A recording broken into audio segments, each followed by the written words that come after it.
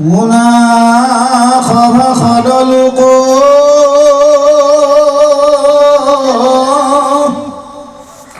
কলিত খদগতি হোক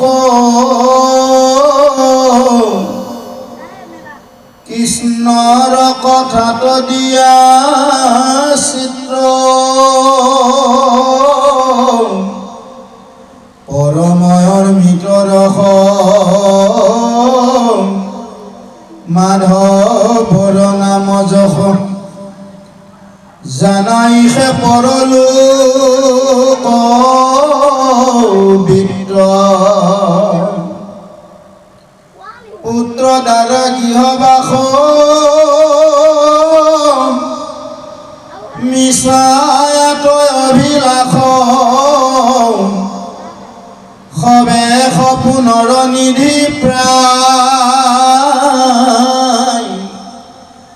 যত দেখা ধন ধান যাইবে যেতিখনে প্ৰাণ সংগে এক ৰতিও নযায়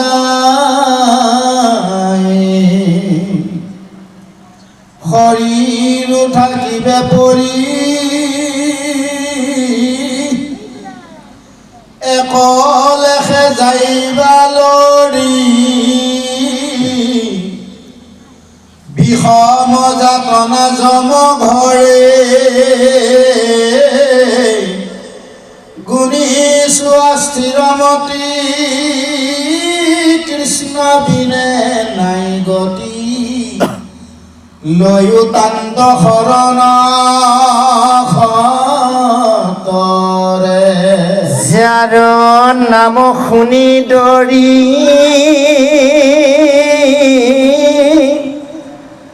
কাম্পে মৃত্যু থৰ থৰি সুখে দুখে ধৰা টান নাম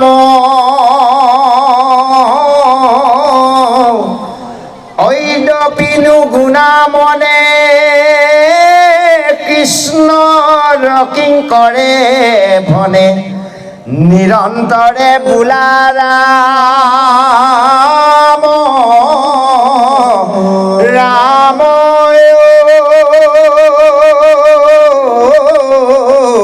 হৰি ৰাম হৰি ৰাম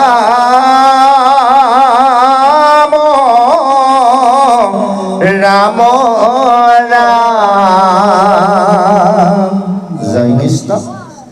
এইখিনিতে কবি উপদেশ দিছে, কৈছে হে সভাসদৰ লোক সমস্ত সকলোৱে শুনা, কলিত কেৱল সদগতি হ'ব কৃষ্ণ কথাত যিসকলে হৃদয় নিবেদন কৰিব, নহ'লে আমাৰ কাৰো সদগতি কিন্তু নহ'ব। আমি কৃষ্ণৰ কথাত সাধুসংগত থাকি আমি হৃদয় নিবেদন কৰিব লাগিব। আৰু এয়াই হৈছে পৰম অমৃত ৰস, ভগৱন্তৰ মাধৱৰ নাম যশ গুণ। আৰু এই লোকতো আমাক তৰাব আৰু পৰলোকতো ভগৱন্তৰ নাম ধনেহে তৰাব। আমি এতিয়া বিষয়ত যিমান আশ্চৰ্য বিভূতি আছে ন প্ৰভু, এইবোৰে আমাক ৰাখিব নোৱাৰে। ডাঙৰ বেমাৰ এটা হওক, ইয়াতে লৈ গ'ল মৰিগাঁও, মৰিগাঁও ক'ব বোলে নহ'ব গুৱাহাটী লৈ যাওঁ, গুৱাহাটীত লৈ গ'ল গুৱাহাটী ক'ব ভেলুলৈ লৈ যাওঁ। লাষ্ট টাইম কি হ'ল, থকা ধনখিনি গ'ল, পাৰিলে ক'ৰবাৰ মাটি অকণমান বিক্ৰী গ'ল, ধনো গ'ল, মানুহজনো বোলে গ'ল, কি লাভ হ'ল, হয়নে বাৰু? সেইকাৰণে কৈছে ইহ পৰলোকবিদ কেৱল কৃষ্ণ প্ৰভু ভগৱন্ত মাধৱৰ গুণৰ নাম যশ। এই নামহে আমি এই ধৰণে সঞ্চয় কৰিব লাগে। আমাক বৰ্তমান এই কলিযুগত চলিবলৈ অকণমান ধন লাগিবই, এইকণ আমি ধন নালাগে বুলি কোৱা নাই। চলিবলৈ, পৰিয়ালটি খাবলৈ, উৰিবলৈ, পিন্ধিবলৈ অকণমান ধন লাগিব, কিন্তু আটাইতকৈ ডাঙৰ ধন হৈছে ভগৱন্তৰ গুণৰ নাম।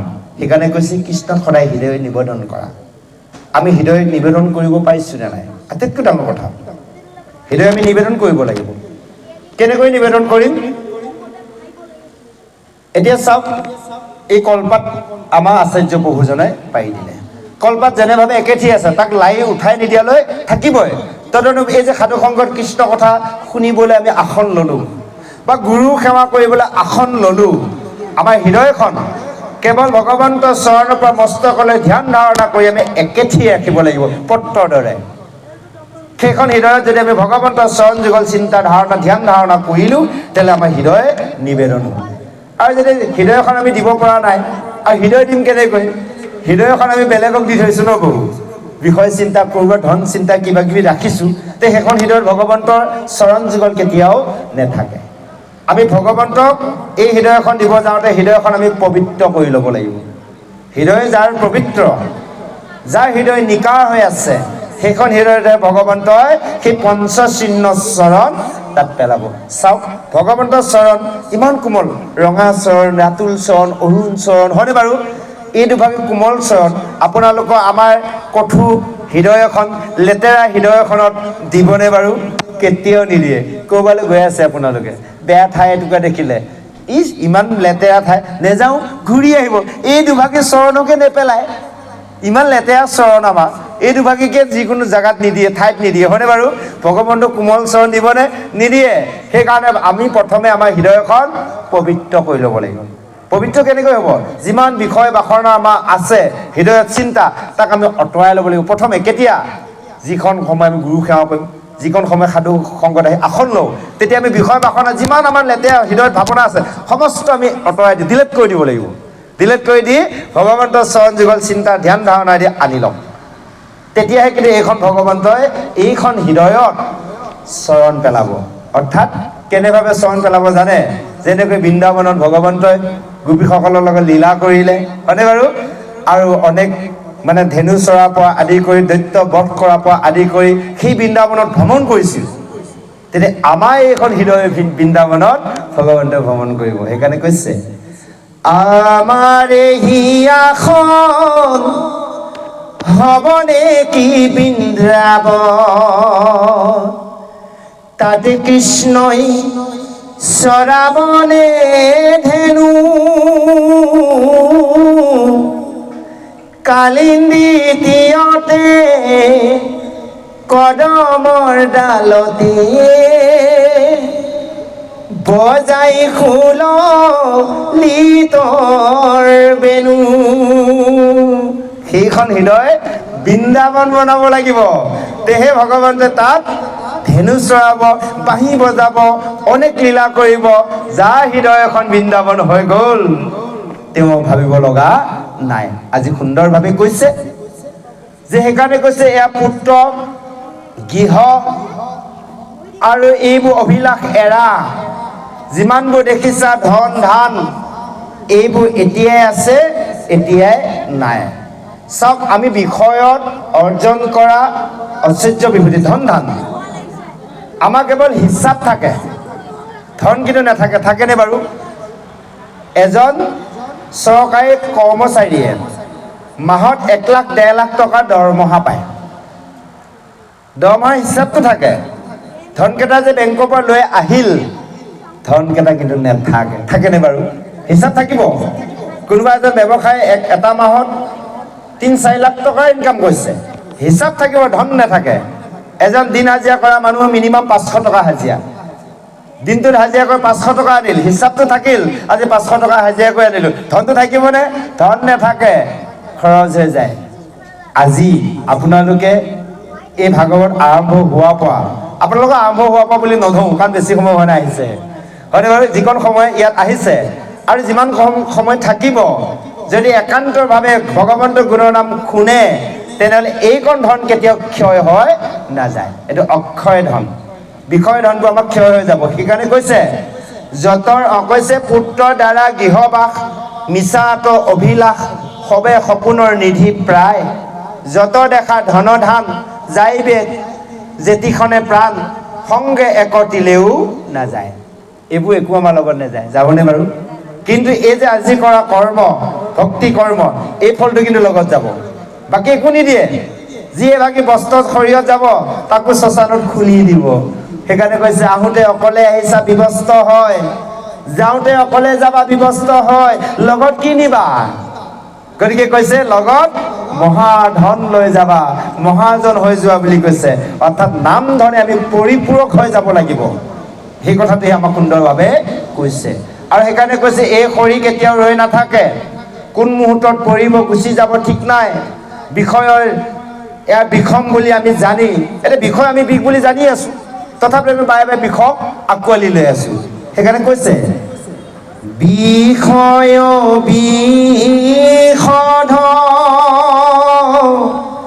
বিষে জ্বৰ জ্বৰ জীৱন নুহিকে থুৰ প্ৰাণ ৰাখবি মূৰ বিষয় বিষ বুলি আমি জানিও বাৰে বাৰে বিষয়কে আমি বিচাৰি আছো সেইকাৰণে আমাক এটা কুকুৰ এটা গাধৰ হয়নে লগত তুলনা কৰিছে যা হওক শেষত কৈছে যে সকলোৱে ভাবি চিতি চোৱা কৃষ্ণ বিনে এই সংসাৰত গতিদাতা কোনো নাই আৰু শৰণ খতৰে কৃষ্ণতে লোৱা যাৰ নাম শুনিলে সকলো মৃত্যুৰ থৰ থৰ কঁপি থাকে আৰু সুখে দুখে তেওঁ ভগৱন্তৰ গুণনাম লোৱা আৰু অদ্যপিও নুগুণা মনে কৃষ্ণ কিংকৰে ভনে নিৰন্তৰে বোলা ৰাম ৰাম এতিয়াও যদি গুণি চোৱা নাই সেইকাৰণে কৃষ্ণৰ কিংকৰ হয়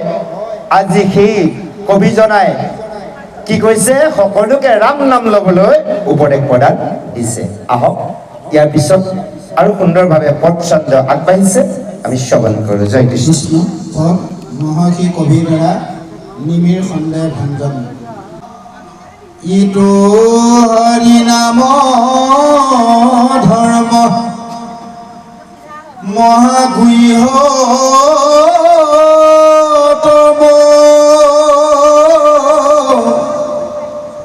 ইহাত বিশ্বাস যাৰ সেই নৰুদ্ৰ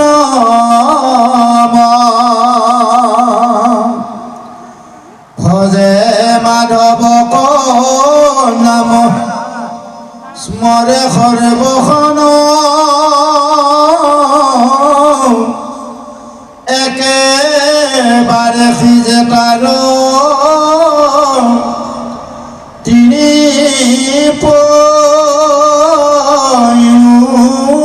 জানা প্ৰথমে উপজে প্ৰেম লক্ষণ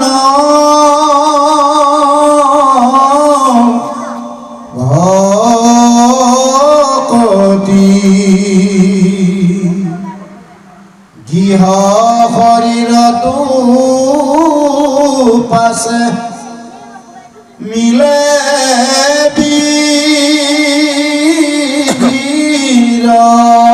বিৰকতি প্ৰেমৰয়াম প্ৰদ কৃষ্ণ মূৰ্তি স্ফূৰ্তি হয়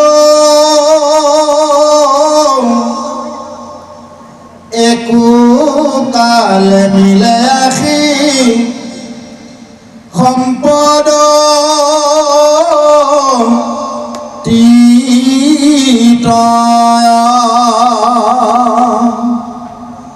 আতিশয় সুধাৰ প্ৰভু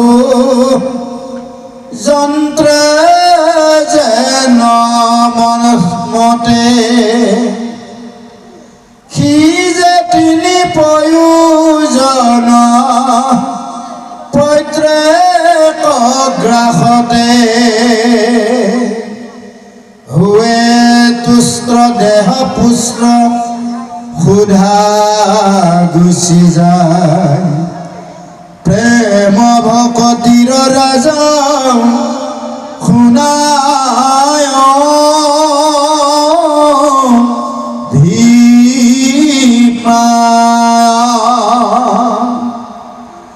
অল্প ভকতিত হুৱে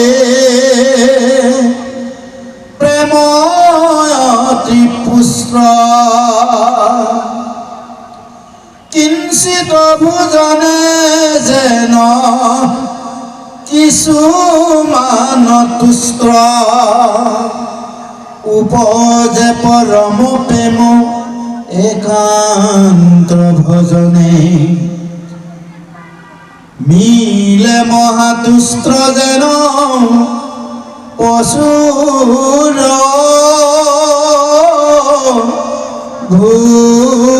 ভোজনে প্ৰেম ভাবে এই মতে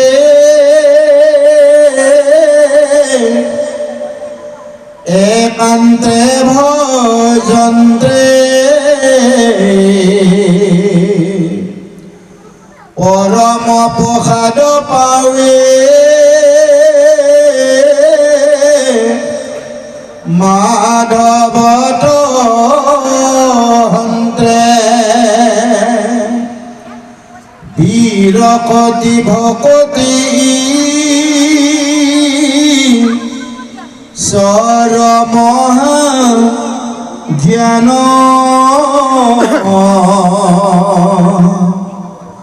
উপজে ভকতে পাৱে আপুনি প্ৰমাণ চিত্ৰ শান্ত্ৰ গুছে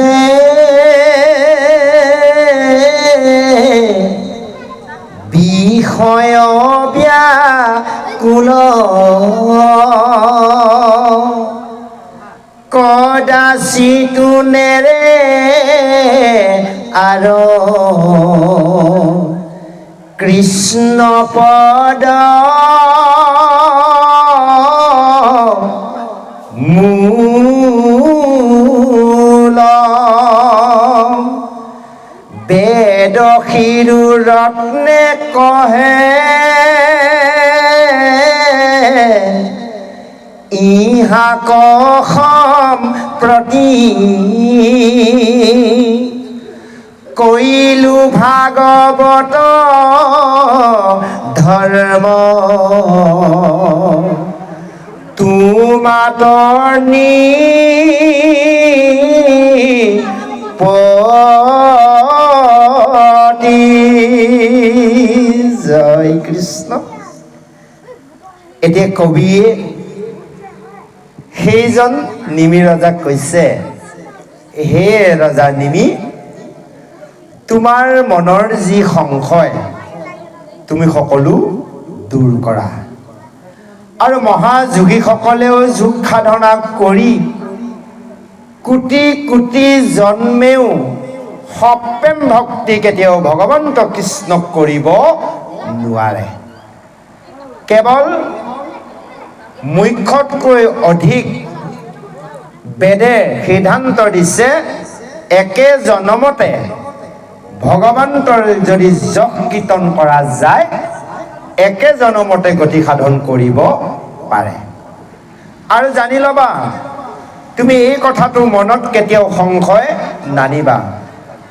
আৰু শুনা ইয়াৰ নামৰ মহিমা। যদিহে বিশ্বাস কৰি যিজন নৰোত্তমে হৰিনাম ধৰ্ম মহাগৃহতম ইয়াক যদি লৈছে, সেই কৈছে ভজে মাধৱৰ নাম স্মৰে সৰ্বক্ষণ। এনেভাৱে ভগৱন্তৰ মাধৱৰ নাম লৈ যিজনে সকলো সময়তে ভজনা কৰে তেওঁ বোলে তিনিটা কাম সিদ্ধ হয়। এই শৰীৰটোৰ প্ৰতি বৈৰাগ্য ভাৱ আহিব, ভগৱন্তৰ কৃষ্ণৰ প্ৰতি প্ৰেম ভাৱ জাগ্ৰত হ'ব আৰু মায়াৰ পৰা পৰিত্ৰাণ পাব। সেইকাৰণে কৈছে ইয়াত আজি তিনিটাৰ কাম হয় এবাৰ নাম ল'লে। সিফালে আকৌ কীৰ্তনত ক'লে এবাৰ নাম ল'লে বোলে 7টা কাৰ্য সিদ্ধি হয়। পৰম বান্ধৱ যিটো হৰিনাম আকৌ লয় যি অবিশ্ৰাম, তাৰ 7 কাৰ্য সাধিবে লেখা, প্ৰতি চোৱা 7ৰে ৰেখা। প্ৰথমে দহিব পাতে কচয়, কৰিব পুণ্য অদ্ভুদয়, কৰাইবে বিষয়ত বিয়কতি, কৃষ্ণত মিলিব প্ৰেম ভকতি, উপজাব বৈষ্ণৱ জ্ঞান, মায়াক দহিনী জান, চৈতন্য মূৰ্তি পুনানন্দ হৰি থৈব তন্তে। 7টা কাম হয়, তাকে আমি হেলা কৰোঁ, হয়নে নহয়? সেই নাম ল'বলৈ আমি টান পাওঁ। এবাৰ যদি লোৱা যায় 7টা কাৰ্য হয়, সেই নামহে আমি ল'ব লাগে। তাকে হেলা কৰি আমি বিষয়ৰ নাম লৈছোঁ। নামক নকৰিবা হেলা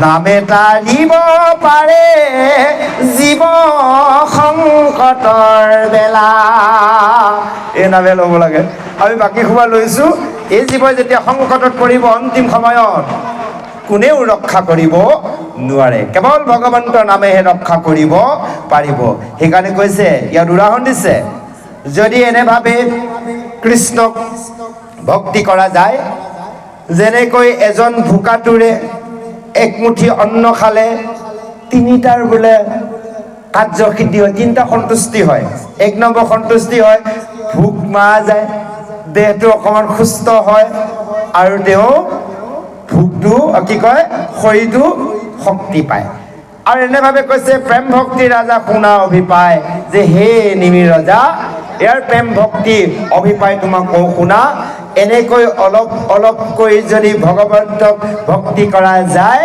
ভগৱন্তই বোলে তেনেভাৱে সন্তুষ্ট হয় আৰু কৈছে এনেভাৱে ভগৱন্তৰ প্ৰতি প্ৰেম ভাৱ জাগ্ৰত হয় আৰু কৈছে প্ৰেমভাৱে এহিমতে একান্ত ভজন্তে পৰম প্ৰসাদ পাৱে মাধৱ হন্তে এনেভাৱে প্ৰেমভাৱে ভজোতে ভগৱন্তৰ বোলে পৰম প্ৰসাদ পোৱা যায় প্ৰসাদ বুজি পাইছে এতিয়াতো প্ৰসাদ সকলোৱে কওঁ প্ৰসাদৰ তত্ত্বটো অলপ বেলেগ প্ৰ হৈছে প্ৰভু দন্তীয়া খ হৈছে সাক্ষাৎ দন্তীয়া দ হৈছে দৰ্শন ভগৱন্তৰ প্ৰভু সাক্ষাৎ দৰ্শনে হৈছে প্ৰসাদ গতিকে আমি ভগৱন্তৰ প্ৰসাদ পাব লাগিব ভগৱন্তৰ প্ৰসাদ পোৱা আমি কৰ্ম কৰিব লাগিব আৰু ভগৱন্তৰ প্ৰসাদ যেতিয়ালৈ আমি খাব নোৱাৰোঁ গ্ৰহণ কৰিব নোৱাৰোঁ তেতিয়ালৈ আমি এই মনুষ্য জন্ম কেতিয়াও সাম্ভৰ কৰিব নোৱাৰোঁ সেই কৈছে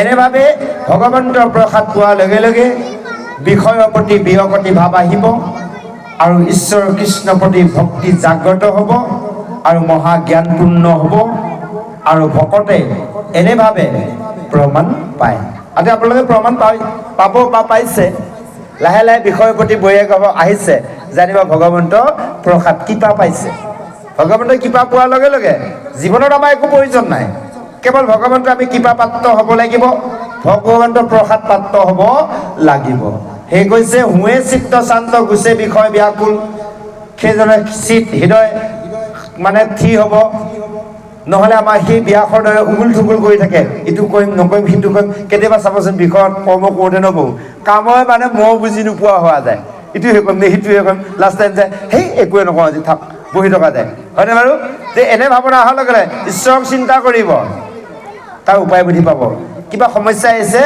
কিছু সময় আপোনালোকে মৌন হয় তলমুকৈ ভগৱন্তক অলপ চিন্তা কৰক দেখিব সমস্যাৰ সমাধান আপোনালোকৰ হাতত আহি আছে কিন্তু আমি যদি তাকে বিচলিত হয় বেলেগ ব্যৱস্থা কৰোঁ তেনেহ'লে সমস্যা জানিব আৰু ডাঙৰ হ'বলৈ আৰম্ভ হৈছে যদি আমাৰ সমস্যা আহে সমাধানৰ বাবে কেৱল ভগৱন্তক আমি কিছু সময় খন্তেক মৌন হয় আমি ভগৱন্তক স্মৰণ কৰিব লাগিব আজি কৈছে যে এনেভাৱে হৃদয় শান্তি হয় বিষয়ৰ প্ৰতি ব্যাকুল ভাৱ সিয়ে কৈছে কদাচিতো নে আৰু কৃষ্ণ পদমূল সেইজনে কেতিয়াও কৃষ্ণৰ ভগৱন্তৰ চৰণ কেতিয়াও এৰি নিদিয়ে এইখিনি কথা মহাভাগৱত ধৰ্ম হে নিমি ৰজা আজি তোমাক ক'লোঁ যে আজি কবি সিদ্ধই এনেভাৱে প্ৰথম কবি 9জন কবিৰ ভিতৰত কবি সিদ্ধই আজি নিমি ৰজাক উত্তৰ দিলে আৰু ইয়াৰ পিছতে সেইজন নিমি ৰজাই হয়তো পুনৰ কিবা প্ৰশ্ন কৰিব আৰু দ্বিতীয় কবিয়ে সেইজন নিমি ৰজাক উত্তৰ প্ৰদান কৰিব আহক আমি ইয়াৰ পিছৰ ওপৰত শ্ৰৱণ কৰোঁ জয় কৃষ্ণ কৃষ্ণ নিমিৰ দ্বাৰা মহাভকতৰ লক্ষণ সম্পৰ্কীয় প্ৰশ্ন উত্থাপন দেৱঋষি হৰিসিদ্ধৰ দ্বাৰা উত্তৰ প্ৰদান ভকতৰ কোন ধৰ্ম শিৱা পৰ্বতন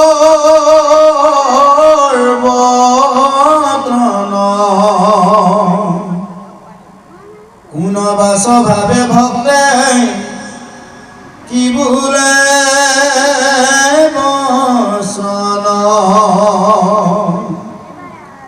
জানিবা কচাও চিহ্ন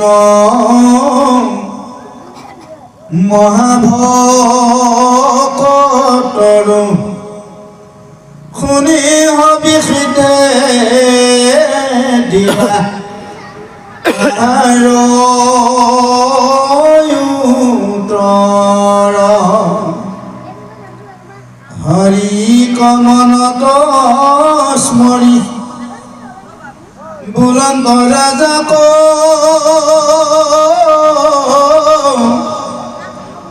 ভকতৰ জীৱা ধৰ্ম শুনা কহোতা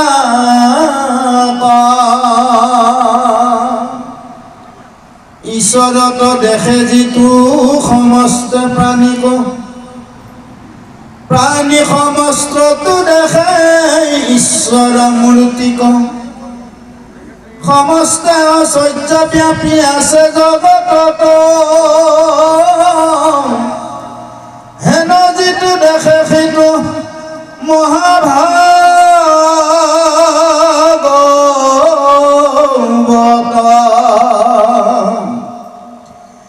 একান্তে কৰয় প্ৰেম যিটো ঈশ্বৰত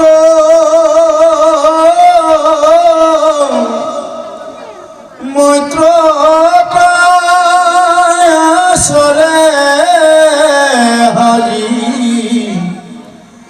ভকত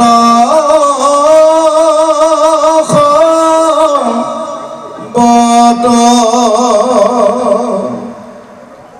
ঐক ৰুণা ক্ষমা কৰে বিপত সেইজন জানিবা মই ধৰ্মভাগৱত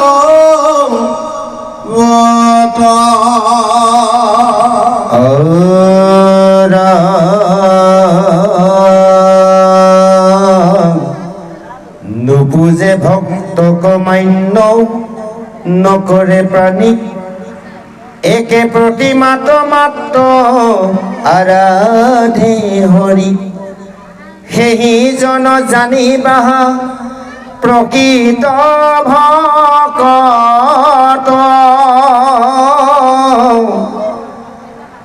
আৰু হৈ আছে তেহু ভক্তিৰ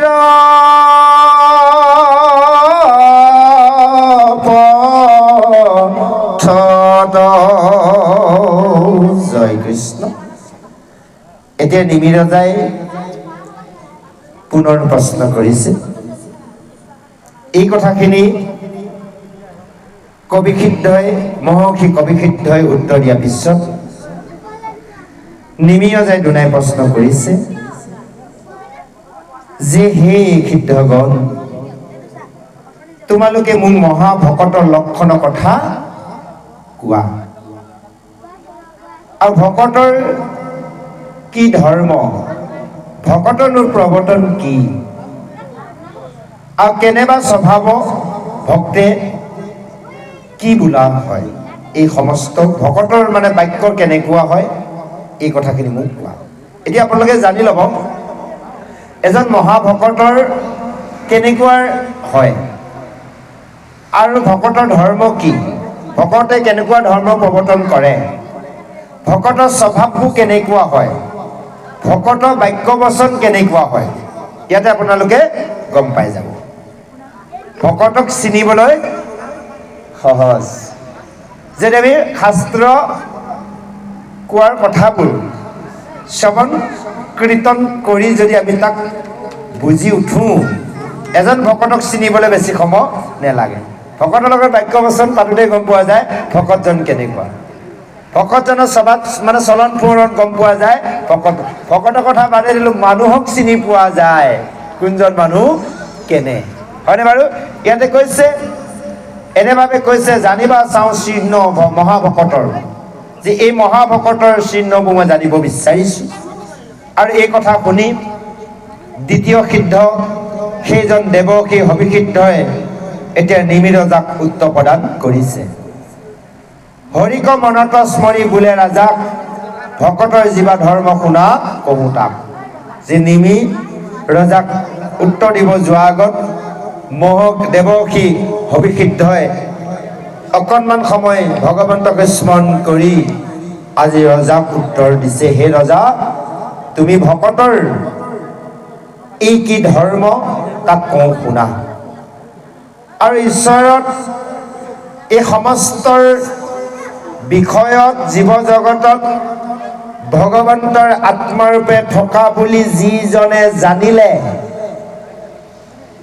আৰু সমস্ত প্ৰাণীতে যিজনে ঈশ্বৰ মূৰ্তি দেখিছে আৰু সমস্ত ঐশ্বৰ্যতে যে ভগৱন্তৰ ব্যাপী আছে হেন যিটো দেখে সিটো মহাভাগৱত। যিজনে চাৰিমুঠি জীৱক ঈশ্বৰ জ্ঞান কৰিব পাৰিলে আৰু সেইজনে হৈছে বোলে মহাভাগৱত। এতিয়া সেইজন মহাভাগৱত আমি হ'ব পাৰিছোনে? নাই হ'ব পৰা। আকৌ কৈছে একান্তে কৰে প্ৰেমৰ যিটো ঈশ্বৰক, যিজনে একান্তভাৱে প্ৰেম ভক্তি কৰে ঈশ্বৰক আৰু সমপৰ্যায় সকলোকে ভকত হৰি ভকত বুলি ভাবে, অজ্ঞানীসকলক জ্ঞান দি বা ভুল কৰা সকলক ক্ষমা কৰিব পাৰে, সেইজন হৈছে বোলে মধ্যম ভাগৱত। এতিয়া ইয়াৰ আগত কৈ গ'ল মহাভাগৱত, এতিয়া কৈছে মধ্যম ভাগৱত।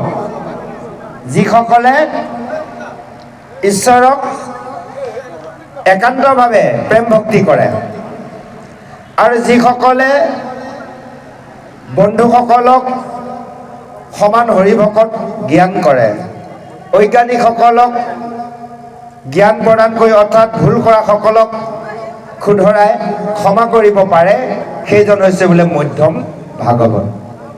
আকৌ জানি ল'বা, নুপুজে ভক্তৰ মান্য নকৰে প্ৰাণীক, একে প্ৰতিমাত মাত্ৰ আৰ্ধে হৰিক, সেইজন জানিবা প্ৰকৃত ভকত আৰূপ হৈ আছে তেহে ভক্তি পথত। যে এই কথাটো জানিবা, যিসকলে ভকতক মান্য নকৰে, প্ৰাণীক মান্য নকৰে, ভকতক নুপুজে, জীৱক দয়া নকৰে আৰু প্ৰতিমাক কেৱল পূজা কৰে হৰি বুলি, সেইজনক জানি ল'বা প্ৰকৃতৰ সেয়া কৈছে ভকত আৰূপ হৈ আছে তেওঁ ভক্তি পথত।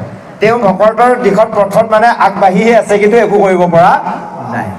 বুজি পালেনে? তাৰমানে ভকতিৰ দিশত খোজ পেলাইছে, সেইকাৰণে প্ৰতিমা পূজা কৰিছে আৰু প্ৰাণী জীৱসমূহক দয়া নকৰে, ভকতকো পূজা নকৰে, ভকত সেৱা নকৰে, তাৰমানে ভকতৰ পথলৈ নামটো লগাইছে আৰু তেনেভাৱে আজি সেইজন দ্বিতীয়ৰ সিদ্ধ দেৱকী অভিষিদ্ধই নিমি ৰজাক উত্তৰ দিছে। আহক ইয়াৰ পিছত আৰু সুন্দৰ পদে আজি দ্বিতীয় কবিয়ে নিমি ৰজাক উত্তৰ দিয়াৰ চলেৰে আমাক সমস্তক দিছে। আহক আমি শ্ৰৱণ কৰোঁ। জয় কৃষ্ণ। অনুকৰ্মে উত্তম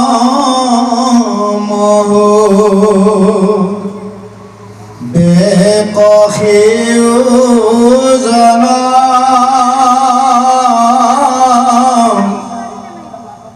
একোমতে নহে জানা,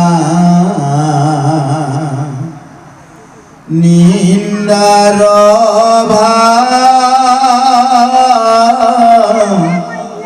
জানা,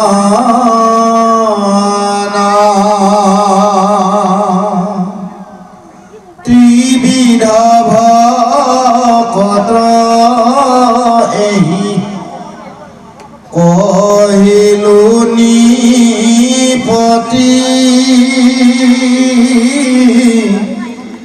তা সম্বাদ চিহ্ন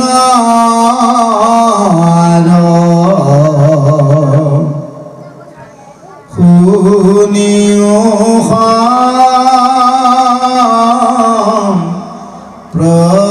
প্ৰতি শুনা সাৱধানে আবে ইক্ষাকু নন্দন কৌৱাৰ মহাভাগ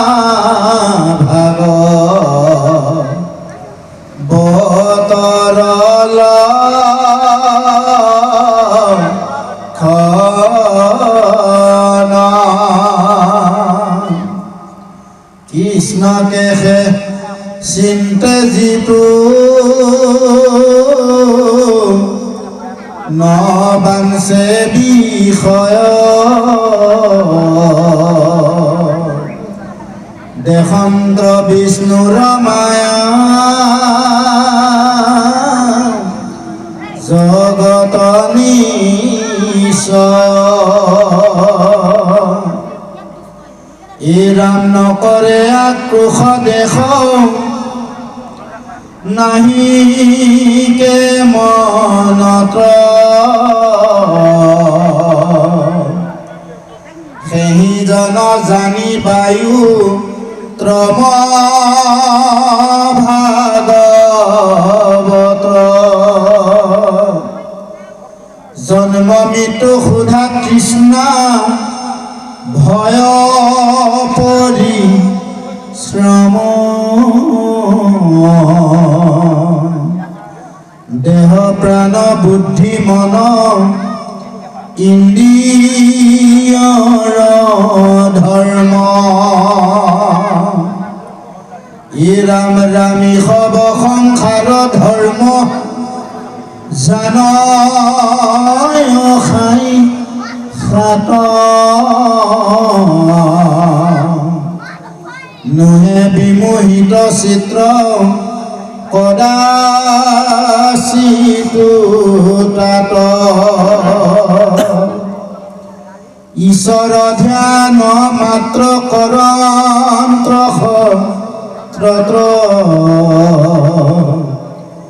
জানিবানি প্ৰতিহিতো উত্তম ভকত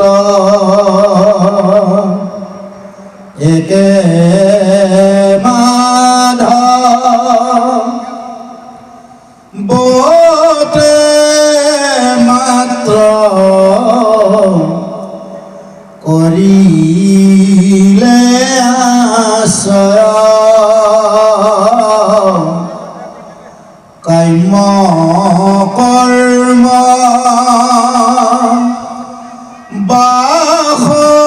বাসনাক ত্ৰেজিলে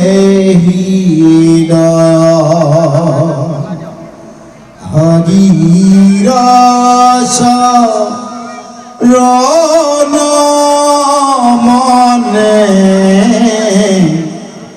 নচাৰে সতত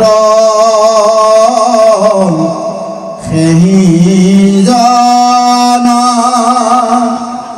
জানি বায়ু ত্ৰম ভাগৱত কাম্য কৰ্ম দেশ মোহ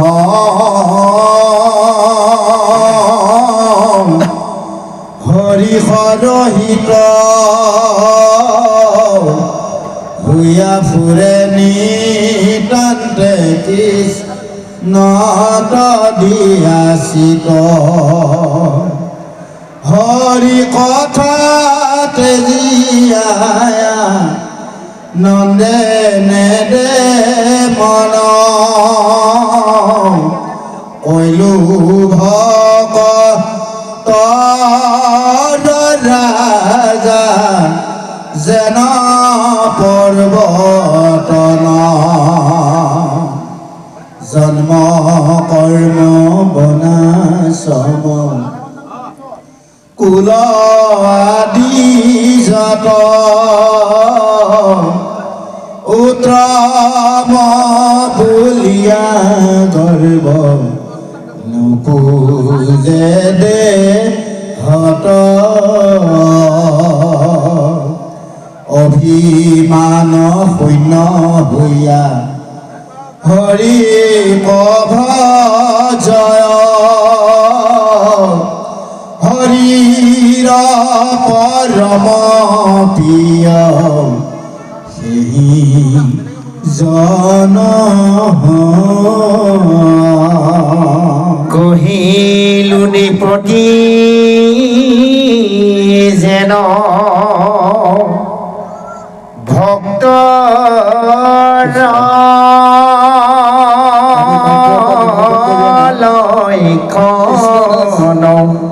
লক্ষণ তাখম্বৰ স্বভাৱ আৰু আপোনাৰ কাষৰ শুনিও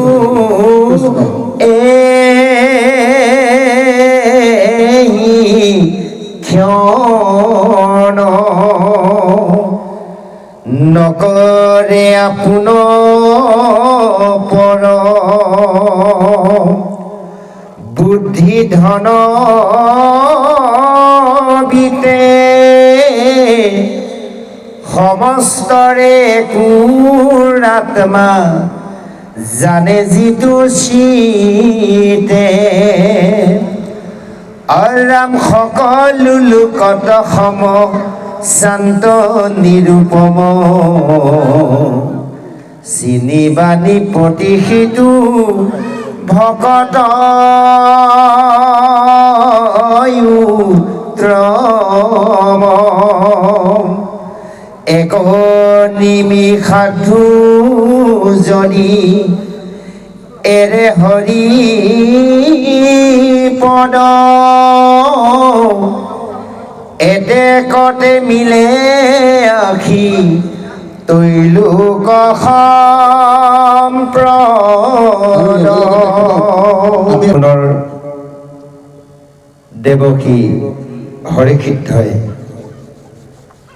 সেইজন নিমি ৰজাক সুন্দৰভাৱে ভাগৱত মধ্যম ভাগৱত আৰু ভকত ইয়াক বুজাই দিলে আৰু কৈছে হে ৰজা সেইজনে উত্তম ভকত হ'ব যিজনে সকলোতে ভগৱন্তক আত্মাৰূপে থকা বুলি জানিব পাৰিলে আৰু সেইজনক কোনেও নিন্দা কৰিব নোৱাৰে আৰু সেইকাৰণে হে ৰজা তোমাক ক'লো তিনিবিধ ভকতৰ কথাৰ আৰু ইয়াৰ চিহ্ন কথাৰ কওঁ শুনা যে তুমি সাৱধানে শুনা সেই সুনন্দন ইখাকু নন্দন সেই খাকু পুত্ৰ তোমাক মহাভাগৱতৰ লক্ষণৰ কথা কওঁ কৃষ্ণতে যিজনে কেৱল চিন্তা কৰে আৰু বিষয়ত একো বাঞ্ছা নকৰে এই বিষ্ণু মায়া বুলি সমস্ত জগতক জানে আৰু সেইজনক কোনো মনত দেশ্য ভাৱ কুট ভাৱ নাই সেইজন জানিবা উত্তম ভাগৱত আৰু জন্ম মৃত্যু ক্ষুধাৰ তৃষ্ণা ভয় সকলো পৰিশ্ৰম এৰি কেৱল দেহ প্ৰাণ বুদ্ধি মন ইন্দ্ৰিয় ধৰ্ম এই কথা জানে এই সংসাৰৰ যে ধৰ্ম হৈছে কেৱল দেহ মন প্ৰাণ ইন্দ্ৰিয়ক লৈ এই বিষয় সংসাৰ ইয়াৰ হ'ল দেহৰ ধৰ্ম কেৱল কৈছে নুহি বিমোহিত চিত কদাচিত তাত যে সেইজন মহাভাগৱতে জানে এই হৈছে ইন্দ্ৰিয়ৰ সমস্ত হৈছে ইয়াৰ দেহৰ ধৰ্ম আমি এতিয়া দেহৰ ধৰ্ম পালন কৰি আছোঁ খোৱা বোৱাক লৈ ব্যস্ত হৈ থকা নাই জানো বাৰু এয়া দেহৰ ধৰ্ম অৰ্থাৎ ইন্দ্ৰিয়ৰ ধৰ্ম আমাক ভাগৱত গীতাই কৈছে কেৱল আত্মাৰ ধৰ্ম পালন কৰা এতিয়া আমি কোনজনে আত্মাৰ ধৰ্ম পালন কৰিছোঁ দেহৰ ধৰ্ম ইন্দ্ৰিয়ৰ ধৰ্ম পালন কৰিছোঁ ৰাতিপুৱাৰ পৰা ৰাতিলৈকে কেৱল দেহটোক লৈ যত্ন খোৱা বোৱাকে ব্যস্ত হয়নে বাৰু খোৱা বোৱা লৈ কৰি আছোঁ দিনটো কৰ্ম এতিয়া চাওক এই খোৱা বোৱা কৰ্মটো আমি অন্য জীৱৰ জন্ম পাওঁতেতো কৰি আহিছোঁ অন্য জীৱবোৰ কৰ্ম কৰিছে খাদ্য খাইছে আমিও কৈছোঁ খাইছোঁ তেওঁ বাকী জীৱবোৰ জন্মবোৰৰ লগত আমাৰ জন্ম কি পাৰ্থক্য নাই নেকি আছে জীৱশ্ৰেষ্ঠ নৰ কাৰণ এই দেহেহে কেৱল ভগৱন্তক ভজিব পাৰে বা গতি সাধন কৰিব পাৰে অন্যবোৰ জন্ম আমি অতিক্ৰম কৰি 84 লক্ষ ইউনি ভ্ৰমণ কৰিছোঁ তাত কেৱল পূৰ্ব জন্মৰ কৰ্মফল ভোগ কৰি আহি আছোঁ কেৱল এই কলিযুগত ভাৰতবৰ্ষৰ অসমত মনুষ্য জন্ম পাইছোঁ জন্ম মৃত্যু চক্ৰ আমি বন্ধ কৰিবলৈ এখন খেল খেলি আছোঁ আমি বাৰে বাৰে হাৰিছোঁ এই জন্ম মৃত্যু খেলখনত বাৰে বাৰে হাৰিছোঁ বাৰে বাৰে খেলি আছোঁ গতিকে আমি জিনিব পৰা নাই কিয় পৰা নাই জিনিবলৈ আমি যেনেভাৱে খেল খেলিব লাগে তেনেভাৱে খেলখন খেলা নাই গতিকে এতিয়া কেনেভাৱে এজন প্লেয়াৰ হয় ভাল খেলুৱৈ হয় খেল খেলিব লাগিব এইখন জন্ম মৃত্যু বিষয় সংসাৰৰ জন্ম মৃত্যু খেলখন আজি সুন্দৰভাৱে সেই নিমিৰ ৰজা কোৱা চলেৰে আজি নৱসিদ্ধ ইতিমধ্যে দ্বিতীয়ৰ সিদ্ধৰ সেইজন দেৱকী হবিসিদ্ধই উত্তৰ দিছে কৈ আছে যে কৈছে চোৱা এয়া হৈছে দেহৰ ধৰ্ম সেই কৈছে ঈশ্বৰৰ ধ্যান মাত্ৰ কৰে সতত যিজনে ঈশ্বৰক ধ্যান কৰে প্ৰতিটো মুহূৰ্তত নিমিষতে জানিবা নিপতি সেইজন হৈছে উত্তম ভকত আৰু একে মাধৱতে মাত্ৰ কৰিলে আশ্ৰয় কাম্য কৰ্ম বাসনাকতে যি হৃদয় যে সেইজন ভগৱন্তকে আশ্ৰয় গ্ৰহণ কৰি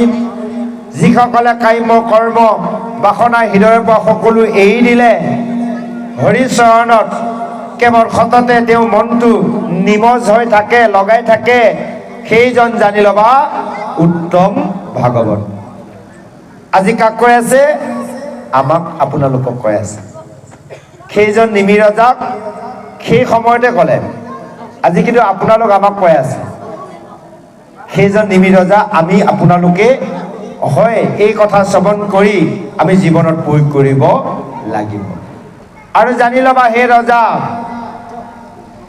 এয়া হৈছে জাত কৰ্ম বনাশ্ৰম কুল আদি যতৰ উত্তম বুলিয়া গৰ্ব নোপোজে দেহত যিসকলে জাত কৰ্ম বনাশ্ৰম কুল আদি দেহক লৈ তেওঁ গৰ্ব ভাৱ উপজে মানে নোপোজে এতিয়া আমাৰ অহংকাৰ হয়নে নহয় বাৰু মোৰ ইমানটা ল'ৰা হয় চাৰিটা ল'ৰা চাকৰি কৰে অ'ত থাকে ত'ত থাকে ইমান টকা দৰমহা পায় ল'ৰাহঁতৰ গুণ বসনাই থাকোঁতে দিন যায় অন্তিম সময়ত পিতৃ মাতৃ মৃত্যু সময়ত ল'ৰাই কিন্তু আলপচন্দ নধৰে এইবোৰৰ গুণ গাই কি লাভ আছে কিবা লাভ আছে জানো একো লাভ নাই গুণ বসনাওক কা ভগৱন্তৰ গুণ বসনাওক ভগৱন্তৰ যগ গুণ আপোনালোকে কৈ ফুৰক তাত লাভ আছে ঐশ্বৰ্য বিভূতি মোৰ ইমান মাটি বাৰী আছে হয় ইমান ধন আছে ইমানখন গাড়ী আছে এই কৈ লাভ নাই একো লগত নাযায় যদি আমি ভগৱন্তৰ গুণ আমি যদি বসনাইছোঁ জানি ল'ব এবাৰ যদি ৰামকৃষ্ণ কৈছোঁ তেনেহ'লে জানি ল'ব আৰু কিমানটা ৰামকৃষ্ণ ধন আমাৰ লগত যাব অন্তিম সময়ত গতিকে এই কথাতে আমাক সুন্দৰভাৱে বুজাইছে যে সেইকাৰণে কৈছে সেইজন হৈছে তোমাক আজি ক'লোঁ হে ৰজা উত্তম ভাগৱত ইজনে আপোন ভিন্ন ভাৱ নকৰে আমিতো কৰোঁনে নকৰোঁ নিজৰ আপোনজন হ'লে চাবচোন বাৰু মেধি কেইজনমান আছে আপোনালোকৰ নাইকি চাগে আমাৰ ফালে আছে প্ৰসাদ ভগাই যাওঁতে দি গৈ থাকিব হাতৰ টিপাটো মাৰি গৈ থাকিব সমানে যদি অকণমান আপোন মানুহ পাই গ'ল সেইটো হাতৰ টিপা ডাঙৰকৈ আহিব কিন্তু হয় হয়নে নহয় কওকচোন বাৰু সেনেকৈ ভকত হ'লে কামত নাহিব আজি ভাগৱতে কৈ আছে আপোন ভিন্ন ভাৱ কেতিয়াও আনিব নালাগিব সকলো সমান ভাৱ হ'ব লাগিব সেইজনে কিন্তু এনেভাৱে উত্তম ভকত হ'ব পাৰিব এয়া ভকতৰ লক্ষণৰ কথা কৈ আছে এই যে আমি অলপ আগত ক'লোঁ ভকতক চিনিবলৈ আমাক সহজ কৰি দিছে আমি সেইকাৰণে ভকতক চিনি নাপাওঁ দিগদাৰ হয় কিহৰ কাৰণে শাস্ত্ৰ আমি ভালদৰে শ্ৰৱণ কীৰ্তন নকৰোঁ ভালদৰে যে শ্ৰৱণ কীৰ্তন কৰোঁ ভকতৰ কথা বাদেই দিলোঁ যিকোনো মানুহ এজন দেখিলেই চিনি পাব গম পাইছে এজন মানুহক চলন ফুৰণ বাক্যৰ বচনত আপুনি গমে পাব মানুহজন স্বভাৱ চৰিত্ৰ কেনেকুৱা কি লক্ষণ যিমান তেওঁ আপোনাৰ মোৰ আমাৰ আগত ভাল বাক্য নকৰক তেওঁক চিনিবলৈ বাকী নাই তেওঁ ভাষ্যত গম পোৱা যায় চলন ফুৰণত গম পোৱা যায় আচাৰ নীতিত গম পোৱা যায় তেওঁ কিমান ভাল আৰু বেয়া আজি কৈ দিছে সুন্দৰভাৱে আৰু কৈছে একে নিমিষাধ্য কৰি যদি কৰে হৰি পদ এতেকে মিলে আখি তৈলোক সম্পদ যে এক নিমিষ সময়ো যদি হৰি পদত যিজনে ধ্যান কৰে বোলে তৈলোক সম্পত্তি মিলে এতিয়া আমি ভগৱন্ত এয়া যে উত্তম ভকতৰ তিনিবিধ ভকত আছে আপোনাৰ উত্তম মধ্যম আৰু অধম সেইকাৰণে তিনি গুণত তিনি প্ৰকাৰৰ ভকতক দি দিলে এটা দিলে আপোনাৰ সাত্বিক ৰাজসিক তামসিক হয়নে বাৰু এতিয়া বৰ্তমান সময়ত তামসিক ভকত বেছি ভকত সকলোৱে জীৱক মাৰি কাটি জীৱক হিংসা কৰি যিসকলে ভক্তি কৰি ভকত হৈ আছে সেইসকল তামসিক ভকত, তমগুণ ভকত। আৰু ঐশ্বৰ্য বিভূতিৰ বাবে যিসকলে ঈশ্বৰ কৃষ্ণক ভজিছে, ভকত হৈছে, এয়া হ'লে বোলে ৰাজসিক ভকত। আৰু ভগৱান কৃষ্ণই ভাল পাওক, দহেও মোক ভাল বুলি কওক, দহজনৰ চকুত মই কেতিয়াও বেয়া নহওঁ, ঈশ্বৰৰ দুখত মই নপৰোঁ, ঈশ্বৰৰ জন্ম কৰ্ম জানিবলৈ যিজনে ভক্তি কৰিছে সেইজন বোলে সাত্বিক ভকত। গম পালেনে? শতগুণৰ ভকত। এনেভাৱে তিনি প্ৰকাৰৰ ভকতৰ কথা উল্লেখিত কৰিছে।